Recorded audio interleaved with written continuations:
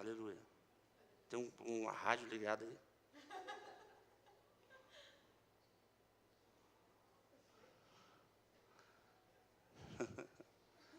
É ou não é? Empenho. Você não vai receber tentação diabólica para não atravessar uma velhinha na rua. Isso não muda nada na vida de ninguém. Você não vai ter uma tentação diabólica nem mesmo para não fazer trabalho social. Fazer trabalho social é importante, como a Natália falou.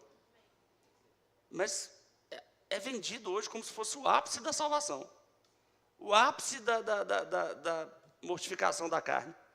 E nesse exemplo que a Natália mostrou, Jesus nem parece Jesus do jeito que a gente gostaria que Jesus fosse, ou que a gente acharia que Jesus é. Como é que Jesus fala assim dos pobres? Jesus maluco que prefere 1 litro de perfume no pé do que 200 cestas básicas na barriga do pobre? Por quê, irmãos? Porque às vezes a gente prefere fabricar um Jesus para nós mesmos que se enquadre na nossa conveniência, do que procurar conhecer o Jesus real. E tem algumas coisas do Jesus real que a gente fica fingindo que não existe. E eu quero que você vá em Lucas 14 comigo.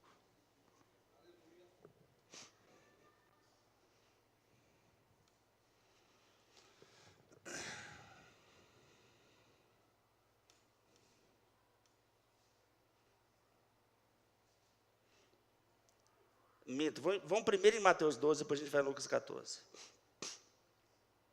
Mateus 12. Mateus 12, 46. Aproveitar que hoje é dia de Nossa Senhora da Aparecida. E vamos.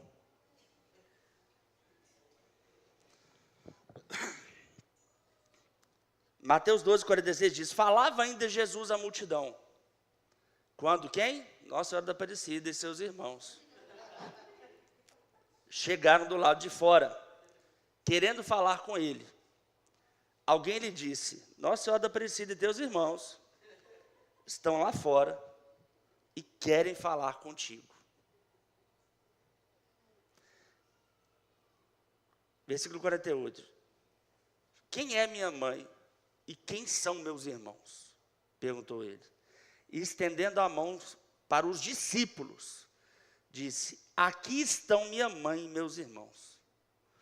Pois quem faz a vontade de meu Pai que está nos céus, este é meu irmão, minha irmã e minha mãe.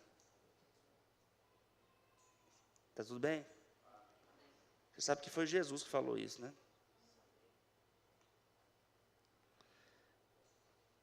Amém.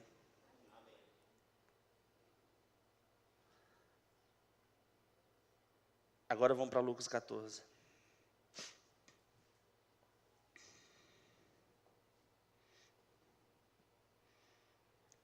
O que estava acontecendo naquele ponto lá, né, de Mateus 12? Jesus estava fazendo a vontade de Deus. A família de Jesus ainda não havia se convertido. Ou pelo menos não gostavam do jeito que ele estava se comportando, pregando o tempo todo, metido com esse negócio de curar o povo, fora o tempo todo. Em Marcos, no capítulo 3, não precisa abrir lá não, mas tem uma situação que eles vão lá para chamar ele, e eles falam assim, eles falam entre eles, ele perdeu a cabeça. Os irmãos de Jesus começam a achar assim, Jesus ficou doido. Paulo vai dizer em 1 Coríntios capítulo 1, que a sabedoria humana, ela é loucura para Deus. E a sabedoria divina é loucura para os homens. Lucas 14, versículo 15.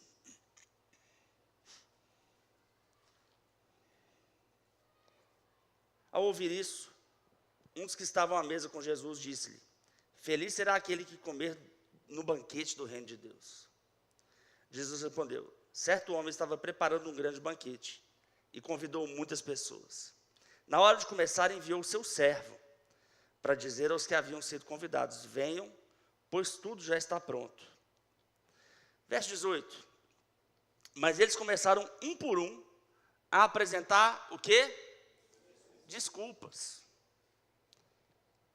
justificativas, para não fazer a vontade do seu mestre. O primeiro disse: acabei de comprar uma propriedade, uma roça, ali no coração de Jesus, e preciso ir vê-la. Por favor, desculpe-me. Outro disse: acabei de comprar 5 juntas de boi, lá em Navarro. Estou indo experimentá-las. Por favor, desculpe-me. Ainda outro disse: acabo de me casar, por isso não posso ir. São justificativas reais? Provavelmente. Embora existam pessoas que dizem que nenhuma delas faz muito sentido, né? Mas a verdade é que as pessoas apresentam justificativas em que os dois lados sabem que é mentira. Não é? Desculpa, justificativa funciona dessa forma. Quem está dando a justificativa sabe que aquilo não é verdade. E quem está ouvindo sabe que não é verdade também. Alô? Só que ninguém pode sair desse, né? Porque se alguém fala assim, é mentira, o outro se ofende, mas é mentira. É justificativa. É a mentira da meia-verdade, né?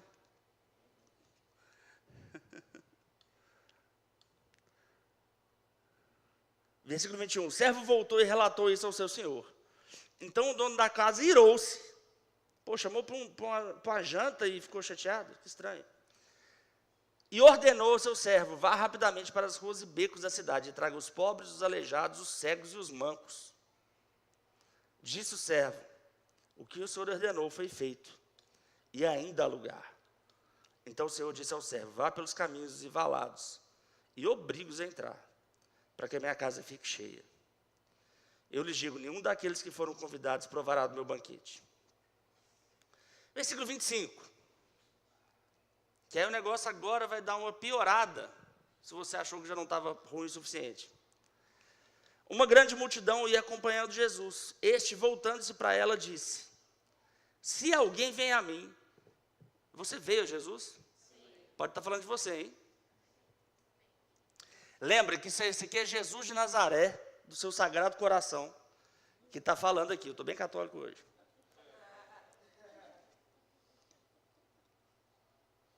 Se alguém vem a mim, diga, está falando de mim, e ama o seu pai, a sua mãe, sua mulher, seus filhos, seus irmãos e irmãs, e até sua própria vida mais do que a mim, não pode ser meu discípulo. Ah, mas eu não quero ser discípulo. Tá, deixa eu explicar a linguagem bíblica aqui.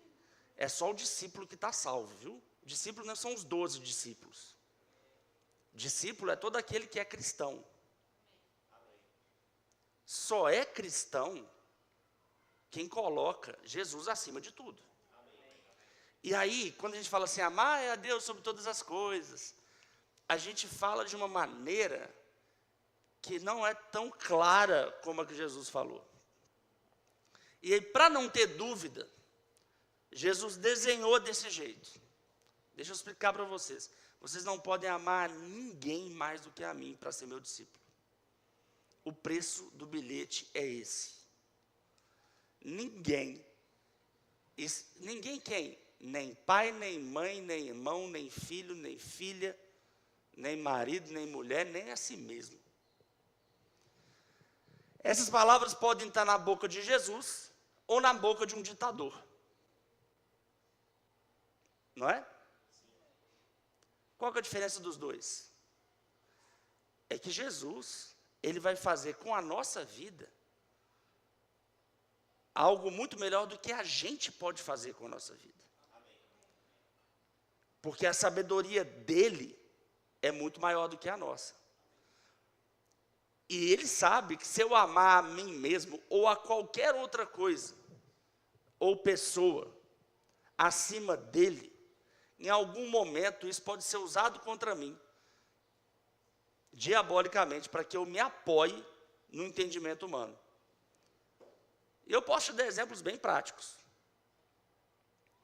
Quantas pessoas não deixam de servir ao Senhor, ou mesmo de buscar o conhecimento do Senhor, ou se aprofundar nas Escrituras, por causa da família? Vocês estão aqui? Estou cuidando do meu pai, estou cuidando da minha mãe.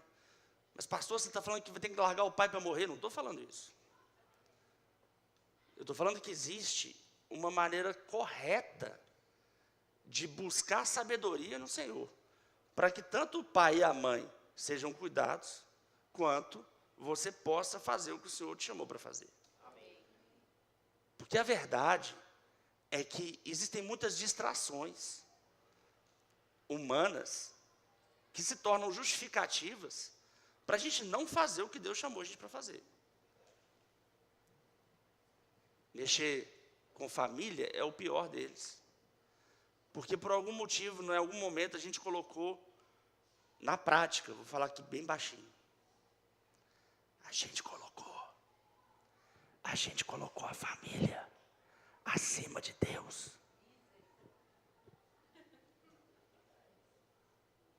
Ou não? Você está bem? Você quer brigar comigo? Não briga não. Eu te amo, eu quero o seu bem. Se a gente colocar Deus acima de tudo, a gente vai ter tudo. E Deus.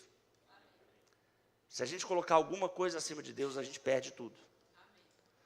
Olha isso em Lucas capítulo 18. Você conhece esse texto, já lemos aqui diversas vezes. Mas eu vou um pouco mais para frente nele para você ver.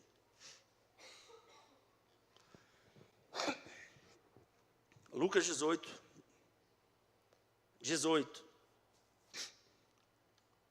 Certo homem importante lhe perguntou: bom mestre, cara importante, rico, inteligente, bom mestre, que farei para herdar a vida eterna? Por que você me chama bom? Respondeu Jesus. Não há ninguém que seja bom a não ser somente Deus. Você conhece os mandamentos: não adulterarás, não matarás, não furtarás, não darás falso testemunho, honra teu pai e tua mãe. Ótimo. A tudo isso tenho obedecido desde a adolescência, disse ele. Ao ouvir isso, disse-lhe Jesus: falta-lhe ainda uma coisa. Venda tudo o que você possui e dê o dinheiro aos pobres. Olha só, Jesus de vez em quando tentava alcançar os pobres, está vendo?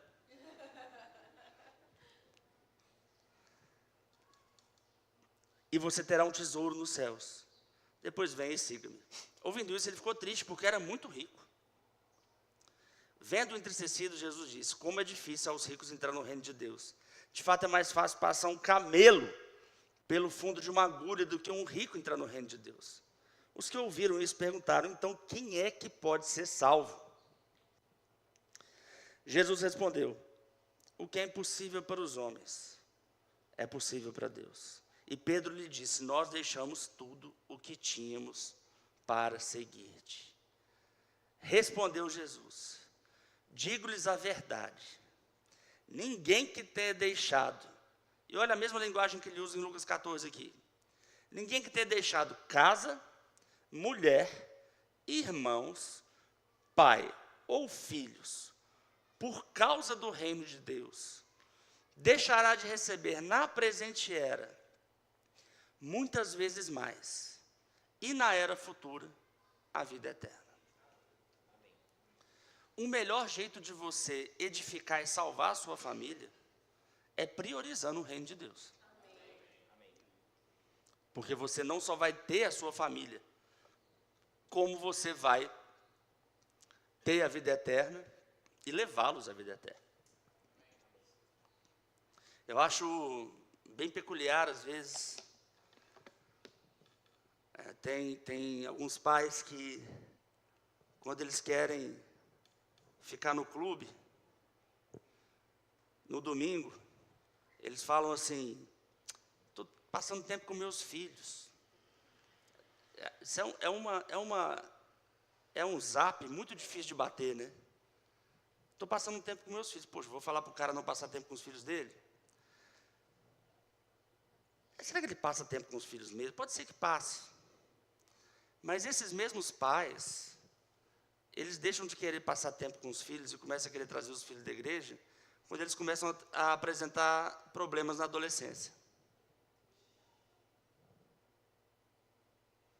Enquanto está na infância, que o filho vai para onde eu quero, eu faço o que eu quero. Quando está na adolescência, que eu já não plantei na vida dele a palavra, o respeito pelo Senhor e a priorização do Senhor, eu vou querer que ele priorize algo que eu nunca priorizei. Qual é a chance de dar certo, irmãos? Logicamente, já que estamos falando sobre lógica hoje. Pequena. Mas o nosso próprio entendimento, essa meia-verdade, né? Eu conheço vários casos aqui de filhos que começaram a se envolver com o Evangelho, com uma certa resistência dos pais, e que depois de um tempo os pais acabaram se rendendo ao Senhor. Isso é muito comum. Mas enquanto a gente tenta ficar preso no nosso próprio entendimento e não obedecer, simplesmente obedecer o que a palavra ensina. E veja, o que a palavra ensina? Primeira coisa, eu li aqui, 1 Timóteo 2,4, Filipenses 2,12, a gente precisa aprender a conhecer a verdade. Por que a gente precisa conhecer a verdade? Romanos 8,14 diz que os filhos de Deus são guiados pelo Espírito Santo, pelo Espírito de Deus. Como que eu sei se eu não estou ouvindo vozes, se esse pensamento da minha cabeça é meu, ou é diabólico, ou é do Espírito Santo? Eu preciso conhecer a palavra. Porque a palavra e o Espírito falam a mesma coisa. Como que eu posso ser guiado pelo Espírito se eu não conheço a palavra? Como que eu posso, gente, se tudo que eu me alimento da palavra é uma vez por semana, 1 horinha, mais ou menos. É até difícil conduzir um estudo sozinho. Por isso nós temos o Rema aqui. O Rema tem 150 mil alunos formados no Brasil, irmãos. Isso é um avivamento real. De pessoas que são guiadas pelo Espírito, ou pelo menos estão habilitadas a ser guiadas pelo Espírito Santo. Quando você não tem esse equipamento, você fica, a Deus dará. Você não sabe se é de Deus, não é, vê um sinal, se for um sinal de Deus, não foi. É uma confusão danada. Conhecer a palavra, ser guiado pelo Espírito, abraçar o chamado. 2 Coríntios capítulo 5.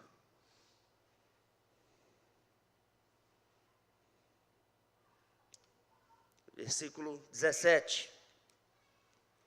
Portanto, se alguém está em Cristo, está falando da gente de novo, é nova criação, as coisas antigas já passaram, eis que surgiram coisas novas, tudo se fez novo, e tudo isso provém de Deus, que nos reconciliou consigo mesmo. Então, Deus se reconciliou com a gente,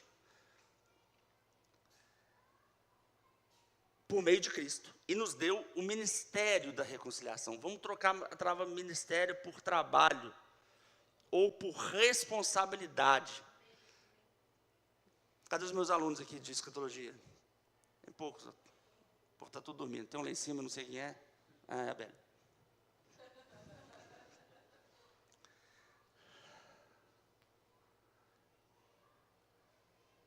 Está acabando, irmãos. Está acabando. Ah, será? Se você estudar, você vai ver. E o que a gente teve que fazer é reconciliar o mundo com Cristo. A gente não tem que fazer nenhuma outra coisa.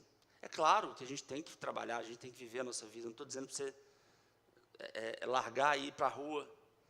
Agora, vamos encontrar um equilíbrio legal aí? Um equilíbrio de colocar o nosso coração na coisa certa.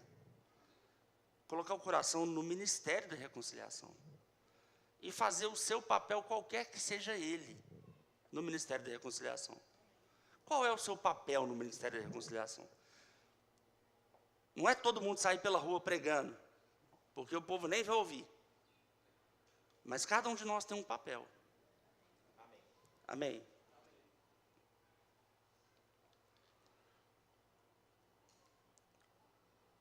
Ou seja, que Deus em Cristo estava reconciliando consigo o mundo, não lançando em conta os pecados dos homens, e nos confiou. Olha, meu Deus, que isso? Jesus confiou para a gente.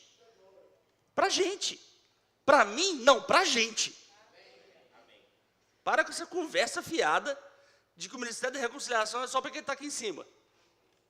Quem que traz o povo para cá? Sou eu? Todo mundo que eu conheço já está aqui.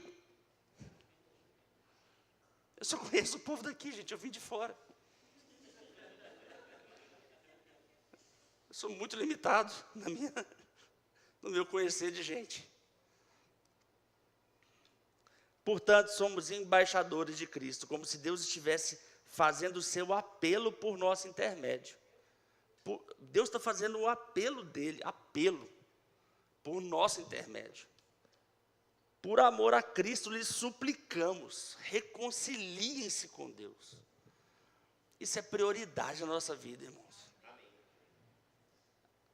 Agora, Satanás só consegue fazer você deixar de atentar para essa prioridade quando ele joga diante de você alguma coisa que seja prioridade sua. E aí pode ser o seu trabalho, pode ser a sua família, pode ser um sonho seu, um desejo seu, e você, por causa do efeito culatra, você vai tentar colocar aquilo que você já quer fazer dentro de um propósito de Deus. Não, mas eu estou tentando alcançar minha família. Não, mas eu estou tentando alcançar o povo do meu trabalho. Conversa fiada, alcançou quem? Cadê? Às vezes, eu tinha muitas discussões antigamente com o Japa. Como ele está aqui, eu posso falar mal dele tranquilamente. Hoje, dia das crianças, ele está lá com a Giovana, agarrado na terra da alegria, né? Mas eu lembro que ele tinha umas coisas que ele queria fazer. Não, porque eu vou lá pregar, vou lá dar essa. Eu falei, cara, tá, vai lá. Eu sabia que não ia dar nada. Passava um tempo, 1 mês, 2 meses, eu falava assim, cadê o povo? Que povo? O povo que você foi lá pregar. O povo que você estava lá. Não, mas eu tenho que tentar. Você tem que tentar naquilo que Deus chamou para fazer. Não é naquilo que você quer fazer. Cadê o povo? Cadê o fruto? Eu quero que você seja honesto com você mesmo. As coisas que você faz, não pela palavra, mas pela própria vontade, cadê o fruto? Cadê o fruto disso de santificação? Cadê o fruto disso de acréscimo para o reino? O tempo está chegando no fim, irmãos. Abraçar o chamado. Como que eu desenvolvo isso? Tiago capítulo 1. Estou lendo um monte de texto hoje, né? Você fica feliz. Tiago 1, verso 5. Se algum de vocês tem falta de sabedoria, peça a Deus, que a todos dá livremente, de boa vontade, e lhe será concedida. Peça, porém, com fé, sem duvidar, pois aquele que duvida é semelhante à onda do mar, levada e agitada pelo vento. Não pense, tal homem, que receberá coisa alguma do Senhor. É alguém que tem a mente dividida e é instável em tudo que faz. Ainda bem que foi Tiago, irmão de Jesus Cristo, que falou isso. Instável, não é? Um dia está em Cristo, outro dia não sabe para onde que vai. Peça sabedoria. Gente, sabedoria é diferente de inteligência. Amém? Não dá para você pedir beleza. Né, Nelson? Não dá. Não sei se Patrick e Flávia podem te ajudar, eu acho difícil. Tem coisa que tem que ser muito mais forte do que eles conseguem. Também não dá para pedir inteligência, né, Leozinho? Então, mas sabedoria dá. Porque inteligência e sabedoria é diferente. Inteligência é uma capacidade de raciocínio e de memória. A sabedoria é simplesmente a informação correta. O que nós precisamos para adquirir sabedoria? O mínimo. Para reconhecermos que Deus é mais inteligente do que a gente. Amém. E mais sábio do que a gente. Amém. É uma grande, de uma insanidade, eu olhar algo que está na Escritura e achar que eu sei mais do que algo que Jesus falou diretamente. Mas é muito contrário ao que eu penso, então você que pensa errado. Então já se torna uma coisa que eu acho que às vezes a burrice e a iniquidade andam de braço dado. Porque se Deus é o ser mais inteligente do mundo, Ele também é o mais bondoso. Não é isso? Claro. Será que Ele é bom porque Ele é inteligente? Pode ser. Agora, a bondade suprema, máxima, é a dele. E qualquer coisa que esteja diferente dessa inteligência máxima, também vai arranhar na maldade. Porque ela vai arranhar no egoísmo. A gente deixa de fazer algumas coisas que Deus manda por egoísmo. Que está escrito por egoísmo. Por não querer mudar a nossa vontade. Isso pode ser chamado de burrice também. Aí você escolhe o que você prefere. Alguns chamam de opinião forte.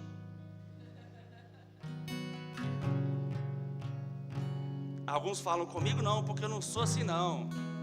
Pastor não vai me manipular. Estou falando pastor não, irmão. Pega a Bíblia, lê. Se você é esse cara, então lê. E discerne. Pedindo sabedoria a Deus com fé. Peça com fé. E receba a sabedoria. Estou falando para você acreditar em mim mesmo não. Estou falando para você acreditar na palavra. E na verdade o que a palavra nos confronta é justamente na nossa falta de capacidade de reconhecer a sabedoria de Deus como mais inteligente do que a nossa. Provérbios capítulo 12. Estou terminando. Você percebeu que eu estou terminando, que o povo já está tocando aqui atrás. É isso mesmo. Continua tocando.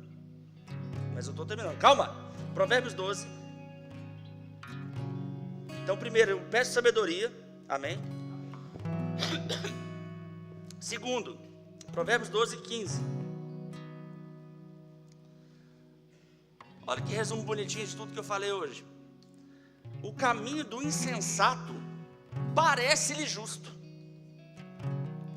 mas o sábio ouve os conselhos.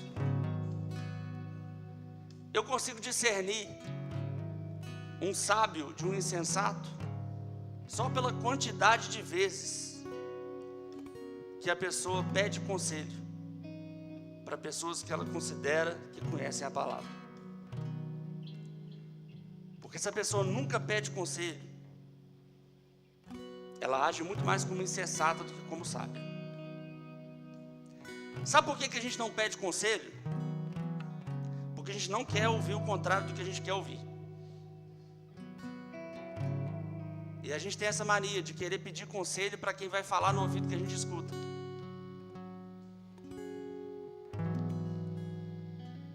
Por isso talvez que muita gente não vai pedir conselho para Deus, pedir sabedoria para Deus, porque vai que Ele fala um negócio que eu não quero ouvir. Aleluia.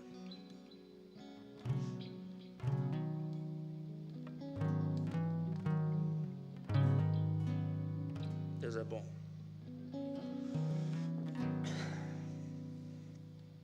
Deixa eu ver se eu abri esse texto aqui ou não. Mateus 9, 35. Jesus ia passando por todas as cidades e povoados, ensinando nas sinagogas, pregando as boas novas do reino e curando todas as enfermidades e doenças. Ao ver as multidões, teve compaixão delas, porque estavam aflitas e desamparadas, como ovelhas sem pastor. Então disse aos seus discípulos: a seara é grande, mas os trabalhadores são poucos. Peçam, pois, ao Senhor da seara que envie trabalhadores para a sua seara. O que Jesus estava querendo dizer com seara e trabalhadores? A seara era o povo que era como ovelhas sem pastor, e os trabalhadores são pastores para apacentar aquele rebanho. Então o ministério pastoral, ele é uma resposta à oração de Jesus para as pessoas que estão sem conselho. Faz sentido? Não há sabedoria em não buscar esse conselho da palavra através de quem apacenta. Amém? Peça conselho. Ninguém vai te mandar fazer nada não, irmãos. Mas peça conselho. Decida por si mesmo, mas peça conselho. De pessoas que conhecem a palavra e que te amam, que estão aqui para prestar contas. A palavra fala que a gente cuida do rebanho que o Senhor nos confiou, como quem vai prestar contas.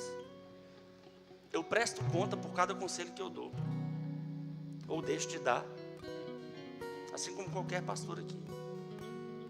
Eu presto e vou prestar conta. O sucesso de uma igreja, irmãos, não é uma igreja cheia, é uma igreja saudável.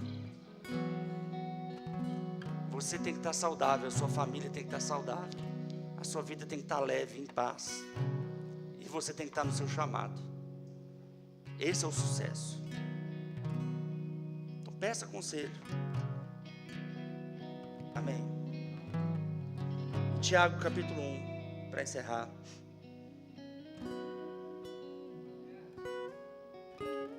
Tiago capítulo 1, versículo 21.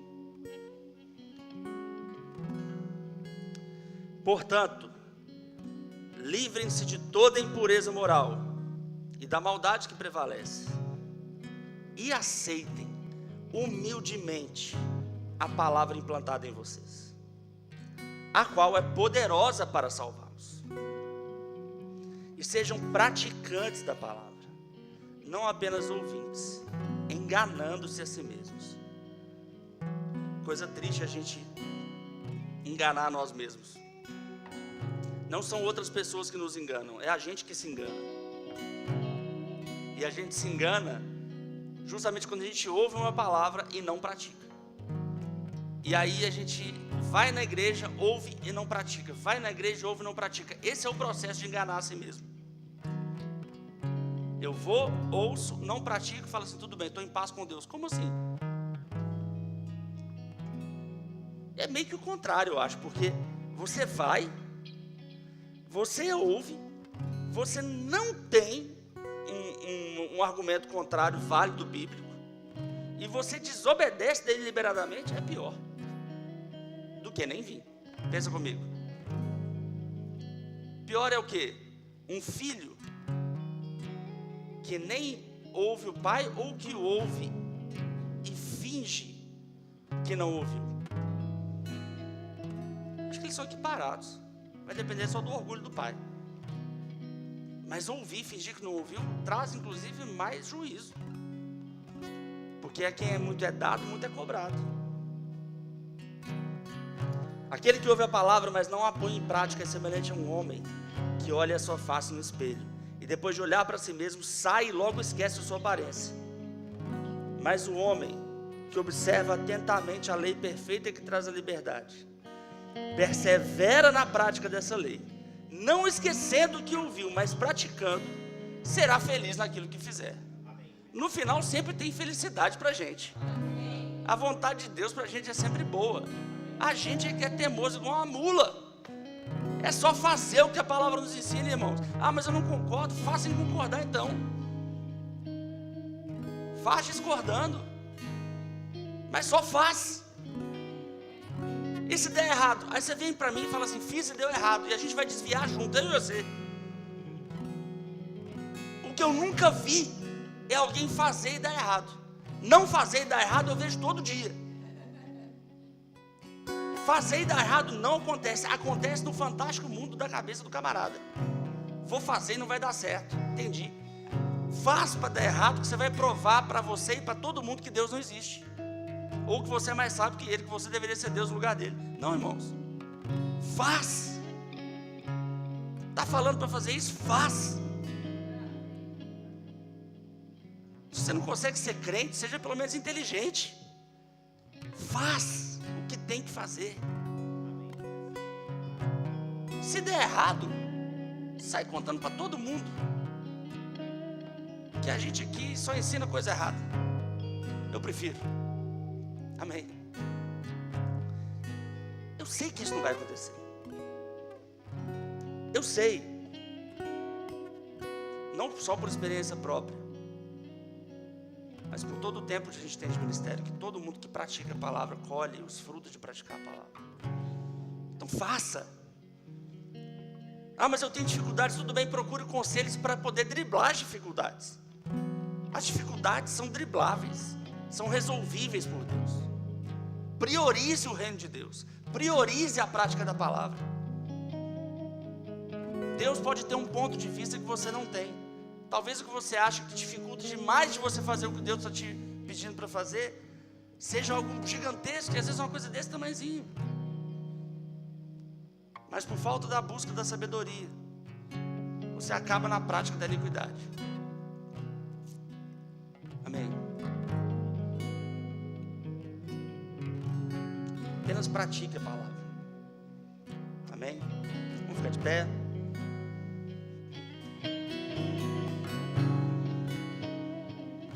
Hoje é o nosso dia de ceia. Após a ceia, não vai embora correndo não, que a Natália vai voltar aqui. Queria que os diáconos já distribuíssem a ceia. Você sabe,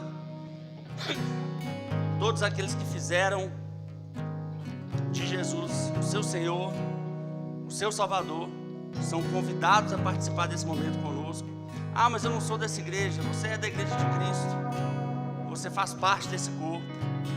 Mesmo você não sendo membro aqui, você está convidado a fazer parte da ceia conosco. A única coisa que não faz sentido para você participar da ceia se você nunca fez de Jesus o seu Senhor, o seu Salvador. Nunca confessou Ele publicamente. Mas não é algo que a gente não consiga resolver. Se tem alguém aqui que ainda não confessou Jesus publicamente e quer fazer isso, levante sua mão, que eu vou orar por você, e aí você vai tomar a ceia. Todos salvos? Então todos estão convidados a participar da mesa, a tomar a ceia.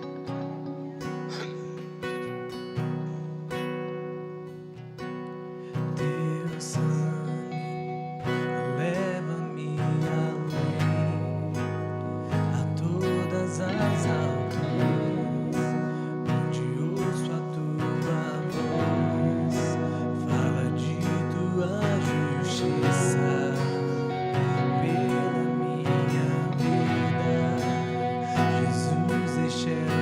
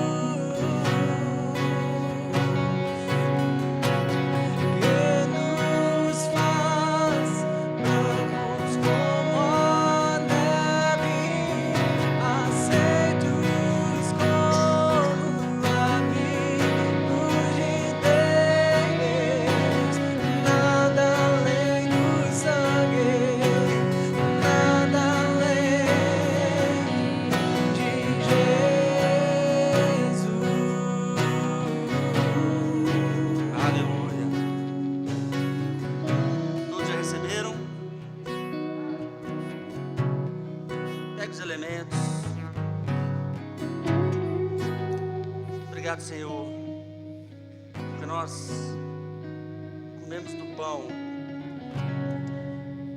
sabendo que ele representa o seu corpo, que foi moído pelas nossas transgressões. Ele também representa a palavra que se fez carne, e por essa palavra nós nos alimentamos, Senhor. Em nome de Jesus. Participe do pão.